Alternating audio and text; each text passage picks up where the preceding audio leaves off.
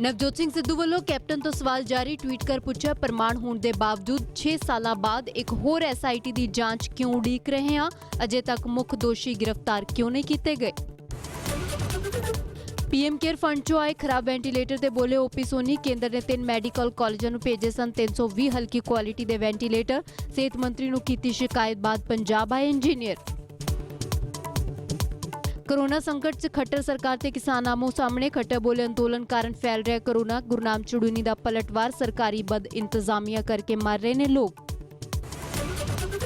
बठिंडा दा पिंड पोखड़ा एहतियातन सील, 6 लोगों की कोरोना नाल होई सी मौत। अमृतसर जिले के पिंड मीके शाह कलोनी के लोग भी मन रहे ने नेम। कैप्टन ने मुड़ ठीकरी पैरे लाउण दी कीती अपील।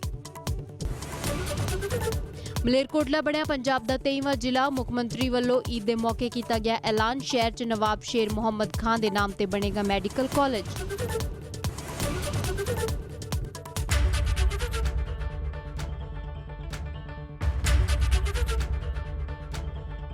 किसान अंदोलन उत्ते हरियाणा की खट्टर सरकार ने फिर सवाल चुके ने। अंदोलनकारी किसान पिंडां दे विच कोरोना फैला रहे ने। इल्जाम हरियाणा के मुख मंत्री मनोहर लाल खट्टर ने लाए ने। सीएम खट्टर नूं जवाब किसानां ने भी दिता है, पर इस सब दे विच हरियाणा के उन्हां पिंडां बारे भी जानते हैं जिसने मुख मंत्री खट्टर की चिंता वधाई है।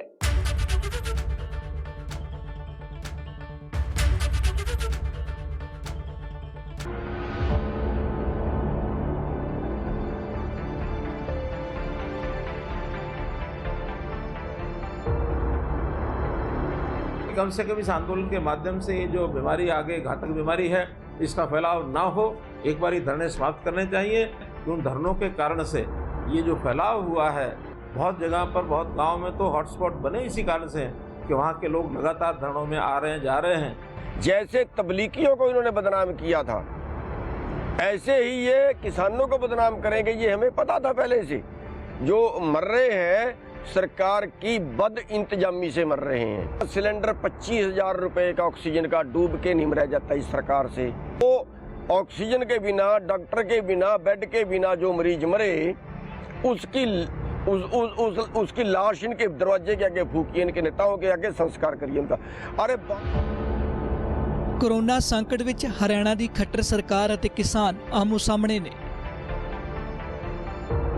हरियाणा के मुख मंत्री मनोहर लाल खट्टर का इल्जाम है कि किसानों के अंदोलन कारण सूबे च कोरोना केस वध रहे हैं, क्योंकि धरने चो किसान पिंडां च आ जा रहे हैं।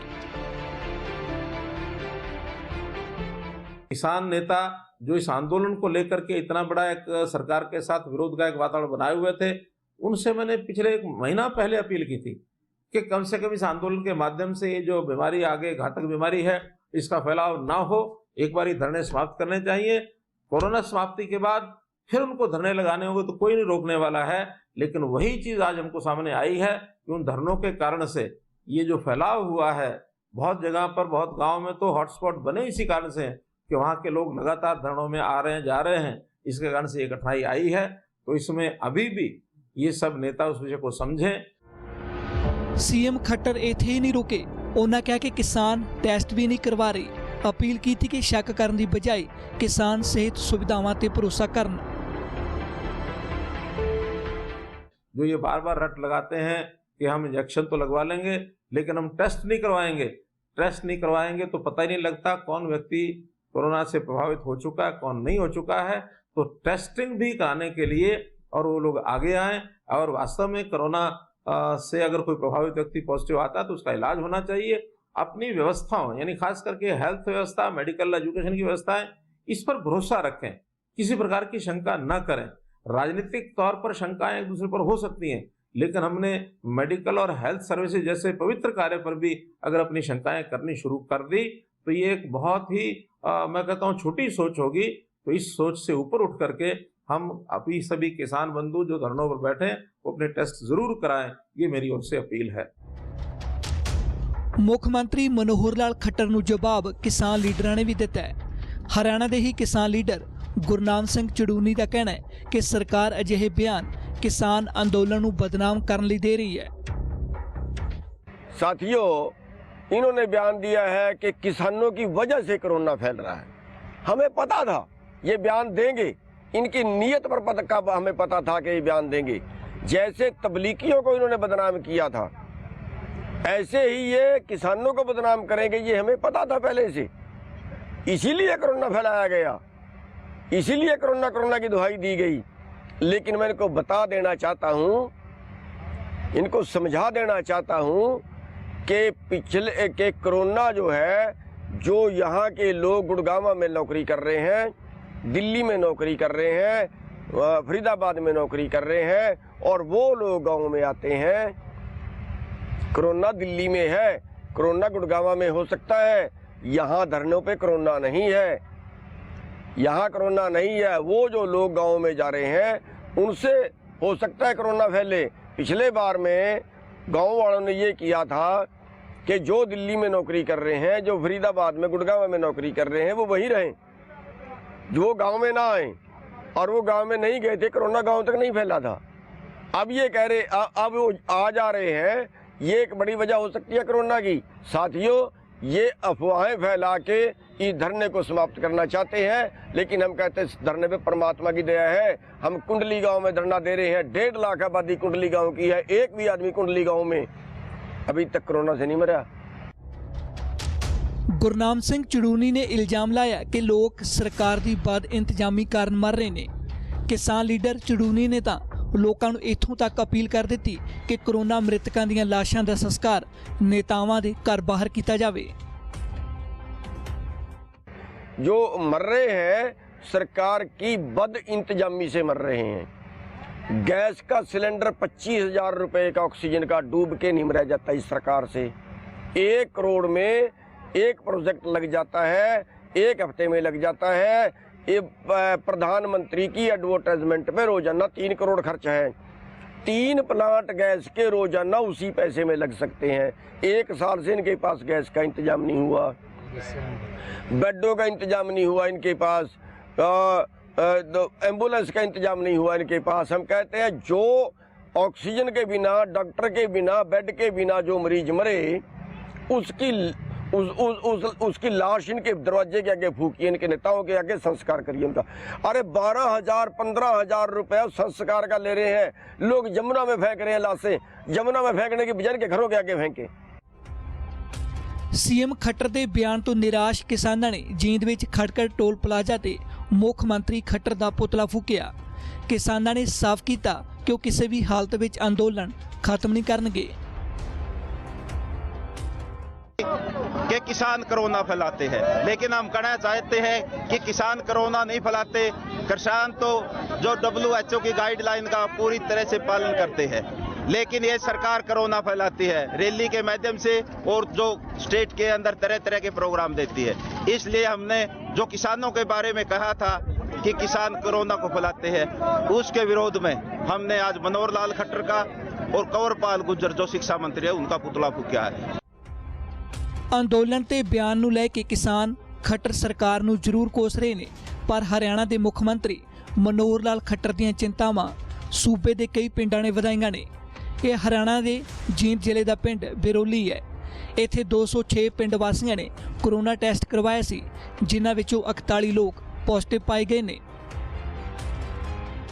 गाँव में माहौल इस प्रकार है कि अभी गांव में तो हर घर में बीमार है, हर घर में किसी ने कोई ने किसी को टाइफाइड है, किसी को फीवर है, मतलब हर किसी में कोई ना कोई सिम्टम्स हैं। और उसके रिगार्डिंग गांव में मतलब टेस्टिंग भी हुई है, 200-200 के अराउंड हुई थी परसों को। उसमें से 40% पॉजिटिव मिले थे, 40 केस पॉजिटिव मिले थे गाँव में।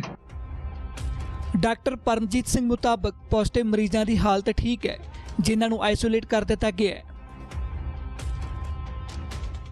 स्वास्थ्य विभाग सर जो भी केसेस मिले हैं, अब इनके जो भी प्राइमरी कॉन्टैक्ट्स हैं सभी की सैंपलिंग करवाएगा, और इन लोगों को होम आइसोलेट कर दिया गया है। सभी को दवाइयां दे दी गई हैं। फिलहाल सारे मरीज ठीक हैं, इनमें से कोई ज़्यादा सीरियस नहीं है, लेकिन इनको इन्फेक्शन है इसलिए आगे नहीं फैलेगा, इसलिए इनके आइसोलेट कर दिया गया है। और इनके जो प्राइमरी कॉन्टैक्ट्स हैं उन सभी की लिस्ट बना के उनके सैंपल होंगे ताकि आगे बीमारी ना फैले गाँव में। ਜੀਂਦ ਜ਼ਿਲ੍ਹੇ ਦਾ ਇੱਕ ਹੋਰ ਪਿੰਡ ਕਿਲਾਜ ਫਰਗੜ ਚਰਚਾ 'ਚ ਹੈ। ਇੱਥੇ ਇੱਕ ਮਹੀਨੇ 'ਚ 20 ਤੋਂ ਵੱਧ ਮੌਤਾਂ ਹੋਣ ਦਾ ਦਾਅਵਾ ਕੀਤਾ ਗਿਆ ਹੈ। लगभग मान लो 1 महीने में 20 एक मौत हो चुकी होंगी और ना तो कोई इस पर जांच हो रही, ना कोई सरकार का मतलब डॉक्टर सैंपल लेना रहा। बस कोरोना टीके लाना है उन तक जो गांव के लोग ड्रजे हैं क्या हैवी डोज के हैं, और जो बूढ़े बाढ़े हैं वो तो बिल्कुल नहीं लवाते, क्योंकि आजकल तो बूढ़ा मन में एक डर है कि यू टीका लवाते उनकी मौत हो जाएगी। ਅਜਿਹੇ ਵਿੱਚ ਹਰਿਆਣਾ ਦੀ ਖੱਟਰ ਸਰਕਾਰ ਨੇ ਫੈਸਲਾ ਲਿਆ ਹੈ ਕਿ ਉਹ ਪਿੰਡਾਂ ਵਿੱਚ ਘਰ ਘਰ ਪਹੁੰਚ ਕੇ ਲੋਕਾਂ ਦੀ ਸਿਹਤ ਬਾਰੇ ਜਾਂਚ ਕਰਨਗੇ।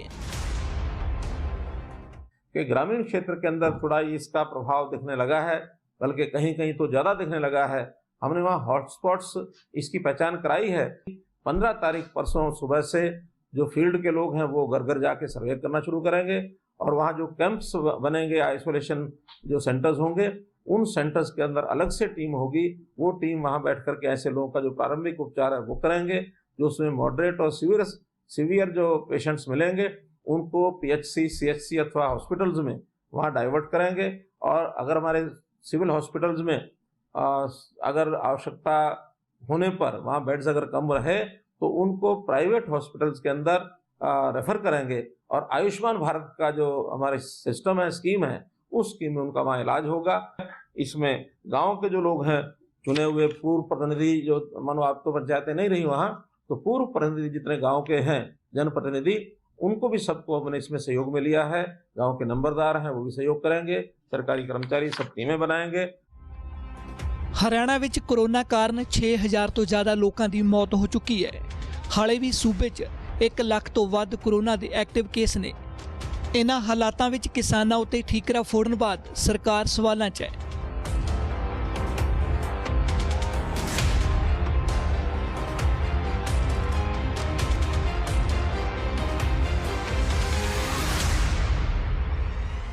ਫਿਲਹਾਲ ਹੁਣ ਸਮਾਂ ਇੱਕ ਬ੍ਰੇਕ ਦਾ, ਤੇ ਬ੍ਰੇਕ ਤੋਂ ਬਾਅਦ ਸੀਐਮ ਖੱਟਰ ਦੇ ਬਿਆਨ ਤੇ ਹੋਰ ਵੀ ਕਿਸਾਨਾਂ ਨੂੰ ਸੁਣਾਂਗੇ, ਤੇ ਨਾਲ ਹੀ ਗੁਰਦਾਸਪੁਰ ਦੇ ਇੱਕ ਪਿੰਡ ਦੇ ਲੋਕਾਂ ਦਾ ਡਰ ਵੀ ਵੇਖਾਂਗੇ।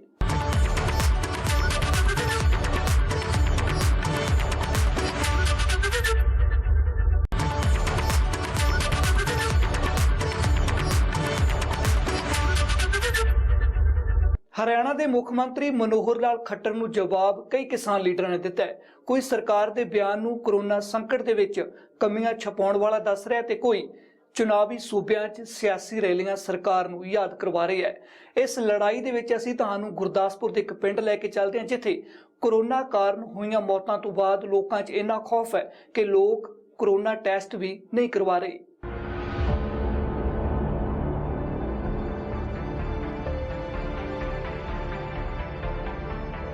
कम से कम इस आंदोलन के माध्यम से ये जो बीमारी आगे घातक बीमारी है इसका फैलाव ना हो।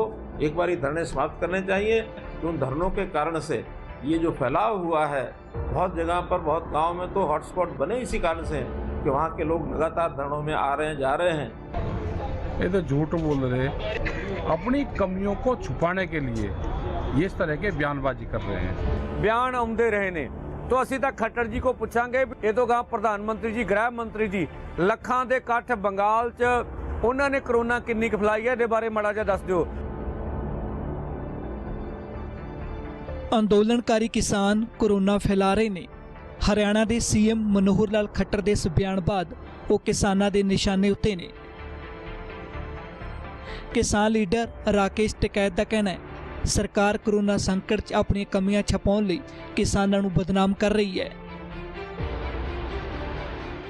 ये तो झूठ बोल रहे, मतलब इसमें भी ये ढूंढ रहे हैं, मतलब यहाँ कोई हॉटस्पॉट्स है कि कोरोना केस यहाँ से बढ़ रहे। अगर यहाँ से बढ़ते तो हालत ख़राब हो जाती। तो 6 महीने से किसान बैठे अपनी कमियों को छुपाने के लिए ये इस तरह के बयानबाजी कर रहे हैं। हम जो वैक्सीनेशन है उसका भी हमने सरकारों को कहा आप करवाओ भाई यहाँ पे, तो उनको बार बार कह रहे हैं। अब वे नहीं आते तो क्या करा जाए, तो कह रहे हैं कि उनको कराओ, और ये फ्री होना चाहिए। कोविड का इलाज भी फ्री होना देश में चाहिए, तो मानते हैं उसको। ਪੰਜਾਬ ਦੇ ਕਿਸਾਨ ਲੀਡਰ ਸਰਵਨ ਸਿੰਘ ਪੰਦੇਰ ਨੇ ਸੀਐਮ ਖੱਟਰ ਨੂੰ ਚੁਣਾਵੀ ਸੂਬਿਆਂ 'ਚ ਸਿਆਸੀ ਰੈਲੀਆਂ ਯਾਦ ਕਰਵਾਈਆਂ ਨੇ। ਇਸ ਦੌਰਾਨ ਫੈਲੇ ਕੋਰੋਨਾ ਦਾ ਹਿਸਾਬ ਪੁੱਛਿਆ। ਮੁੱਖ ਮੰਤਰੀ ਹਰਿਆਣਾ ਖੱਟਰ ਜੀ ਦਾ ਬਿਆਨ ਆਇਆ ਵੀ ਜਿਹੜਾ ਕਿਸਾਨ ਅੰਦੋਲਨ ਚੱਲ ਰਿਹਾ, ਜਿਹੜੇ ਪਿੰਡਾਂ 'ਚ ਲੋਕ ਜਾਂਦੇ ਨੇ, ਆਉਂਦੇ ਨੇ ਤੇ ਕੋਰੋਨਾ ਨੂੰ ਵਧਾਵਾ ਦਿੰਦੇ ਨੇ। तो पहलों भी केंद्र के मंत्रियों का भारत सरकार का हरियाणे के मंत्रियों का किसान अंदोलन नूं बदनाम कर लई करोना के आड़ दे विच किसान अंदोलन नूं बदनाम कर लई बयान आउंदे रहे ने। तो असीं तां खट्टर जी को पूछांगे भी तुहाडी आप दी पार्टी ये तो गा प्रधानमंत्री जी गृह मंत्री जी ਲੱਖਾਂ ਦੇ ਇਕੱਠ ਬੰਗਾਲ 'ਚ ਇਹ ਤੋਂ ਗਾ ਹੋਰਨਾਂ ਸੂਬਿਆਂ ਜਿੱਥੇ ਚੋਣਾਂ ਹੋਈਆਂ ਅਸਾਮ ਦੇ ਵਿੱਚ ਹੋਰਨਾਂ ਸਟੇਟਾਂ 'ਚ ਕਰਦੇ ਰਹੇ ਨੇ ਉਹਨਾਂ ਨੇ ਕਰੋਨਾ ਕਿੰਨੀ ਕੁ ਫੈਲਾਈ ਹੈ ਇਹਦੇ ਬਾਰੇ ਮਾੜਾ ਜਿਹਾ ਦੱਸ ਦਿਓ। ਕਿਸਾਨ ਲੀਡਰਾਂ ਅਤੇ ਹਰਿਆਣਾ ਸਰਕਾਰ ਦੀ ਇਸ ਲੜਾਈ 'ਚ ਹੁਣ ਇਸ ਅਨਾਉਂਸਮੈਂਟ ਨੂੰ ਸੁਣੋ। ਜਿੱਥੇ ਜਿੱਥੇ ਵੀ ਆਵਾਜ਼ ਹੁੰਦੀ ਹੋਵੇ ਉਹ ਜਿਨ੍ਹਾਂ ਨੇ ਕਰੋਨਾ ਟੈਸਟ ਕਰਾਉਣਾ ਉਹ ਜਲਦੀ ਤੋਂ ਜਲਦੀ ਸਕੂਲ ਵਿੱਚ ਪਹੁੰਚ ਕੇ ਤੇ ਕਰੋਨਾ ਟੈਸਟ ਕਰਵਾ ਲਓ ਆਪਣਾ, ਕਿਉਂਕਿ ਤੁਹਾਨੂੰ ਪਤਾ ਹੈ ਕਿ ਬਹੁਤ ਜ਼ਿਆਦਾ ਭਿਆਨਕ ਬਿਮਾਰੀ ਹੈ। ਕਰੋਨਾ ਟੈਸਟ ਕਰਵਾਉਣ ਦੀ ਅਨਾਉਂਸਮੈਂਟ ਗੁਰਦਾਸਪੁਰ ਦੇ ਪਿੰਡ ਹੇਮਰਾਜਪੁਰ 'ਚ ਹੋ ਰਹੀ ਹੈ।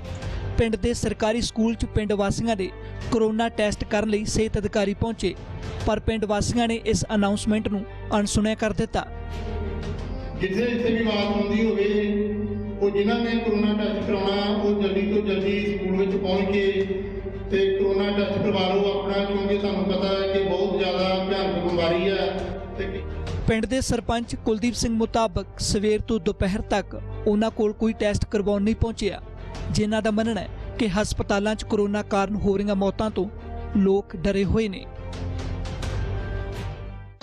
ਸਵੇਰ ਤੋਂ ਲੈ ਕੇ ਬੈਠੇ ਅਜੇ ਤੱਕ ਤੇ ਕੋਈ ਨਹੀਂ ਆਇਆ ਜੀ, ਤੇ ਅਸੀਂ ਵੇਖ ਰਹੇ ਹਾਂ ਸਿਰ ਰਾਤੀ ਵੀ ਅਸੀਂ 10 ਮਿੰਟ ਕਰਾਈ ਸੀ, ਫਿਰ ਸਵੇਰ ਵੀ ਕਰਾਈ ਆ, ਲੇਕਿਨ ਲੋਕ ਇੰਨੇ ਆਪ ਖੁਦ ਅਵੇਅਰਨੈਸ ਨਹੀਂ ਹੋ ਰਹੇ ਵੀ ਆਪਾਂ ਇਸ ਬਿਮਾਰੀ ਦਾ ਜਿਹੜਾ ਸਾਹਮਣਾ ਕਰ ਸਕੀਏ, ਤਾਂ ਕਿ ਇਹ ਜਾਗਰੂਕ ਖੁਦ ਹੀ ਹੋਣਾ ਪੈਣਾ। ਜੇ ਖੁਦ ਜਾਗਰੂਕ ਹੋਵਾਂਗੇ ਤਾਂ ਇਸ ਬਿਮਾਰੀ ਦਾ ਜਿਹੜਾ ਆਪਾਂ ਸਾਹਮਣਾ ਕਰ ਸਕਦੇ ਹਾਂ ਜੀ। ਸਾਰੇ ਲੋਕ ਡਰੇ ਹੋਏ ਆ ਤੇ ਇਹ ਨਹੀਂ ਚਾਹੁੰਦੇ ਵੀ ਟੈਸਟ ਕਰਾਈਏ, ਟੈਸਟ ਕਰਾ ਕੇ ਜੋ ਵੀ ਉਹਨਾਂ ਦਾ ਇਲਾਜ ਬਣਦਾ ਉਹਦਾ ਇਲਾਜ ਕਰਾ ਸਕੀਏ। ਵਹਿਮ ਜੀ ਇਹ ਪਿੰਡਾਂ ਦੇ ਵਿੱਚ ਇੱਕ ਦੂਜੇ ਨੂੰ ਗੱਲਾਂ ਜਿੱਦਾਂ ਆਮ ਲੋਕੀ ਕਰਦੇ ਆ ਵੀ ਉੱਥੇ ਟੀਕਾ ਲਵਾਇਆ ਸੀ ਜੀ ਉਹਨੂੰ ਇਹ ਹੋ ਗਿਆ, ਜੇ ਟੈਸਟ ਕਰਾਇਆ ਸੀ ਉਹਨੂੰ ਸ਼ਹਿਰ ਖੜਿਆ ਤੇ ਉੱਥੋਂ ਮੁੜ ਕੇ ਜਿਉਂਦਾ ਵਾਪਸੀ ਨਹੀਂ ਆਇਆ। ਇਸ ਕਰਕੇ ਕੋਈ ਅਫਵਾਹਾਂ ਵੀ ਹੈਗੀਆਂ ਵਾ ਤੇ ਜਿਹੜੀਆਂ ਅਫਵਾਹਾਂ ਦੇ ਨਾਲ ਲੋਕ ਡਰਦੇ ਇਹ ਟੈਸਟ ਨਹੀਂ ਕਰਾ ਰਹੇ। ਕਿੰਨੀ ਵਾਰੀ ਅਨਾਉਂਸਮੈਂਟ ਕਰਵਾਈ ਗਈ? ਲਗਭਗ 3-4 ਵਾਰੀ ਅਨਾਉਂਸਮੈਂਟ ਕਰਵਾਤੀ ਹੈ ਜੀ। ਤੇ ਕੀ ਰਿਸਪੌਂਸ ਕੀ ਮਿਲਿਆ? ਅਜੇ ਤੱਕ ਤੇ ਕੋਈ ਆਇਆ ਹੀ ਨਹੀਂ, ਕੋਈ ਟੈਸਟ ਕਰਾਉਣ ਨਹੀਂ ਆਇਆ ਜੀ। BLO ਅਮਿਤ ਸ਼ਰਮਾ ਕਹਿੰਦੇ ਨੇ ਕਿ ਪਿੰਡ ਵਾਸੀ ਜਾਗਰੂਕ ਦੀ ਘਾਟ ਕਾਰਨ ਉਹਨਾਂ ਦੀ ਗੱਲ ਨਹੀਂ ਸਮਝ ਰਹੇ, ਵਹਿਮ ਭਰਮਾਂ 'ਚ ਫਸ ਕੇ ਬਿਮਾਰੀ ਨੂੰ ਹੋਰ ਸਹੇੜ ਰਹੇ ਨੇ। ਅਨਾਉਂਸਮੈਂਟਸ ਕਰਵਾਈਆਂ ਗਈਆਂ ਸਰਪੰਚ ਸਾਹਿਬ ਵੱਲੋਂ, ਸਾਡੇ ਵੱਲੋਂ ਵੀ ਅਨਾਉਂਸਮੈਂਟ ਕਰਵਾਈਆਂ ਗਈਆਂ, ਪਰਸਨਲੀ ਵੀ ਮਿਲਿਆ ਗਿਆ ਲੋਕਾਂ ਨੂੰ, ਪਰ ਅਸੀਂ ਕਹਿ ਸਕਦੇ ਹਾਂ ਕਿ ਅਵੇਅਰਨੈਸ ਦੀ ਕਮੀ, ਲੋਕੀ ਸਮਝ ਨਹੀਂ ਪਾ ਰਹੇ। ਉਹ ਜਿਹੜੀਆਂ ਅਫਵਾਹਾਂ ਦੇ ਉੱਤੇ ਜ਼ਿਆਦਾ ਯਕੀਨ ਕਰਦੇ, ਜਦ ਕਿ ਸਮਝਾਉਣ ਦੇ ਉੱਤੇ ਉਹ ਗੱਲ ਨੂੰ ਸਮਝਦੇ ਨਹੀਂ, ਅਫਵਾਹ ਨੂੰ ਜ਼ਿਆਦਾ ਮੰਨਦੇ। ਅਫਵਾਹਾਂ ਕਿੱਦਾਂ ਦੀਆਂ ਅਫਵਾਹਾਂ? ਅਫਵਾਹਾਂ ਇਹੋ ਹੀ ਨੇ ਜੀ ਕਿ ਜੇ ਇੰਜੈਕਸ਼ਨ ਲਗਵਾਉਣ ਦੀ ਗੱਲ ਕੀਤੀ ਜਾਂਦੀ ਹੈ ਉਹਨਾਂ ਨੂੰ ਵੀ ਵੱਧ ਤੋਂ ਵੱਧ ਇੰਜੈਕਸ਼ਨ ਲਗਵਾਓ, ਕਿਉਂਕਿ ਸ਼ਹਿਰਾਂ ਦੇ ਵਿੱਚ ਕਾਫੀ ਅਬਾਵ 80% ਲੱਗ ਚੁੱਕੇ ਨੇ, ਤੇ ਤੁਸੀਂ ਵੀ ਲਗਵਾਓ, ਇਹਦੇ ਨਾਲ ਛੇਤੀ ਠੀਕ ਹੋਣ ਦੀ ਦਰ ਵੱਧਦੀ ਹੈ। ਅਤੇ ਉਹ ਇਸ ਗੱਲ ਨੂੰ ਝੁਠਲਾ ਕੇ ਕਹਿੰਦੇ ਕਿ ਸਾਡੇ ਫਲਾਣੇ ਪਿੰਡ ਦੇ ਵਿੱਚ ਸਾਡੇ ਫਲਾਣੇ ਰਿਸ਼ਤੇਦਾਰ ਦੇ ਦੁਆਰਾ ਉੱਥੇ ਲਗਵਾਏ ਗਏ, ਉਹਨਾਂ ਨੂੰ ਇਹ ਪ੍ਰੋਬਲਮ ਆ ਗਈ। ਕਈਆਂ ਨੇ ਤਾਂ ਇਹ ਤੱਕਿਆ ਵੀ ਸਾਡੇ ਫਲਾਣੇ ਰਿਸ਼ਤੇਦਾਰਾਂ ਦੇ ਅੱਗੋਂ ਦੇ ਅੱਗੇ ਰਿਸ਼ਤੇਦਾਰਾਂ ਦੀ ਮੌਤ ਵੀ ਹੋਈ ਹੈ ਕੰਮਾਂ ਦੇ ਵਿੱਚ, ਅਤੇ ਅਸੀਂ ਇੰਜੈਕਸ਼ਨ ਦੇ ਵਿੱਚ ਘੱਟ ਇੰਟਰਸਟ ਆ ਉਹਨਾਂ ਦਾ।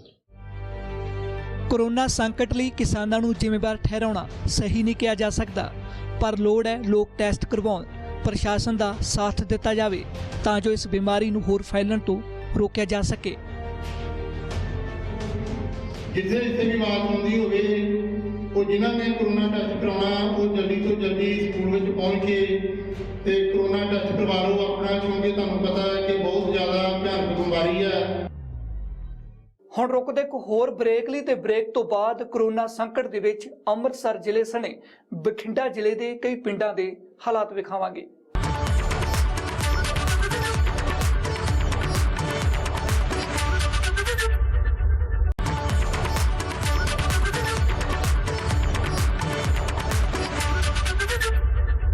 ਕੋਰੋਨਾ ਹੁਣ ਪਿੰਡਾਂ ਵੱਲ ਰੁਖ ਕਰ ਰਿਹਾ ਹੈ। ਅਜਿਹਾ ਨਹੀਂ ਪਿੰਡਾਂ ਦੇ ਲੋਕ ਇਸ ਗੱਲ ਤੋਂ ਵਾਕਿਫ ਨਾ ਹੋਣ, ਕਈ ਜਾਗਰੂਕ ਪਿੰਡ ਆਪਣੇ ਪੱਧਰ ਤੇ ਕਦਮ ਵੀ ਚੁੱਕ ਰਹੇ ਨੇ। ਤੁਸੀਂ ਇਸ ਰਿਪੋਰਟ ਨੂੰ ਵੇਖੋ।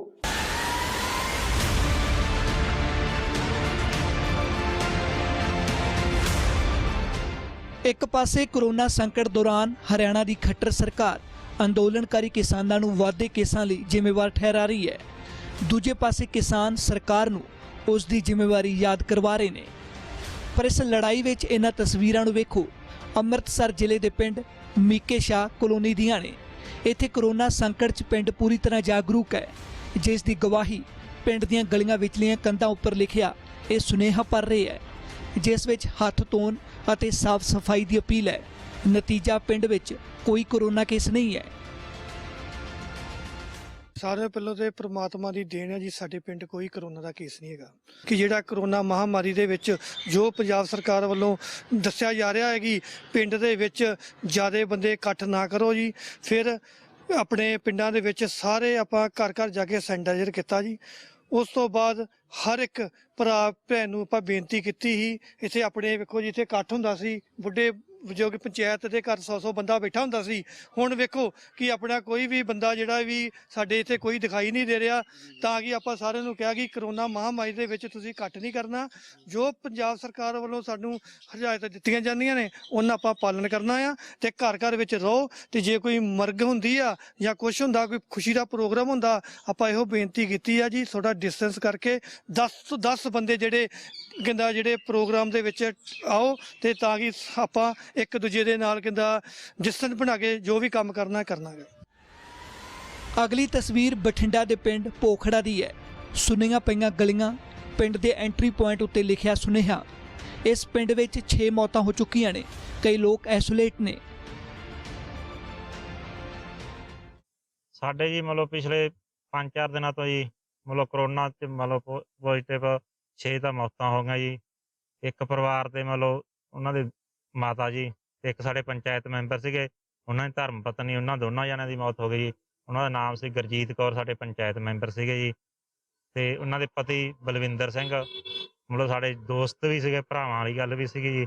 ਉਹਨਾਂ ਪਰਿਵਾਰ 'ਚ ਮਤਲਬ 3 ਮੌਤਾਂ ਹੋਈਆਂ ਜੀ, ਤੇ 3 ਹੋਰ ਮੌਤਾਂ ਹੋਈਆਂ ਪਿੰਡ 'ਚ ਜੀ। ਸਾਫ਼ ਹੈ ਕਰੋਨਾ ਪਿੰਡਾਂ ਵੱਲ ਰੁਖ ਕਰ ਰਿਹਾ ਹੈ। ਅਜਿਹੇ 'ਚ ਸੂਬੇ ਦੇ ਕੈਬਨਿਟ ਮੰਤਰੀ OP ਸੋਨੀ ਦਾ ਕਹਿਣਾ ਹੈ ਕਿ ਪਿੰਡਾਂ ਵਿੱਚ ਵੀ ਟੈਸਟਿੰਗ ਵਧਾ ਰਹੇ ਨੇ। ਸਰਕਾਰ ਵੀ ਚਿੰਤਤ ਹੈ ਕਿ ਹੁਣ ਕਰੋਨਾ ਪਿੰਡਾਂ 'ਚ ਫੈਲ ਰਹੀ ਹੈ। ਵੇਖੋ ਸਾਰਾ ਟੈਸਟਿੰਗ ਜਿਹੜੀ ਆ ਪਿੰਡਾਂ 'ਚ ਵੀ ਬਰਾਬਰ ਦੀ ਹੁਣ ਹੋ ਰਹੀ ਆ। ਸੋ ਮੈਂ ਤੁਹਾਡੇ ਨਾਲ ਇਸ ਗੱਲ ਤੇ ਸਹਿਮਤ ਹਾਂ ਕਿ ਪਿਛਲੀ ਜਿਹੜੀ ਫਸਟ ਵੇਵ ਸੀ ਉਹ ਜਿਹੜੀ ਸੀ ਉਹ ਪਿੰਡਾਂ ਤੱਕ ਇੰਨੀ ਗਈ ਨਹੀਂ ਸੀ। ਉਸ ਵੇਲੇ ਕੋਈ ਕੇਸ ਜਿਹੜਾ ਸੀ ਉਹ ਰੂਰਲ ਏਰੀਆ 'ਚ ਆਉਂਦਾ ਸੀਗਾ। ਹੁਣ ਤੇ 50-50 ਹੋ ਰਿਹਾ, ਉਨੇ ਹੀ ਅਰਬਨ 'ਚ ਉਨੇ ਹੀ ਜਿਹੜੇ ਆ ਰੂਰਲ ਏਰੀਆ 'ਚੋਂ ਕੇਸ ਆ ਰਹੇ ਨੇ।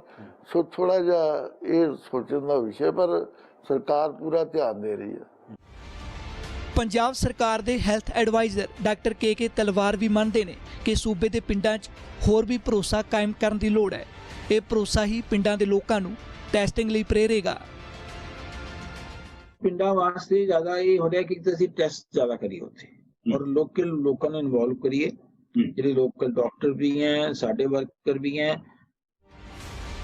ਪੰਜਾਬ ਦੇ ਵਿੱਚ ਕਰੋਨਾ ਕਾਰਨ 11,000 ਤੋਂ ਵੱਧ ਮੌਤਾਂ ਹੋ ਚੁੱਕੀਆਂ ਨੇ।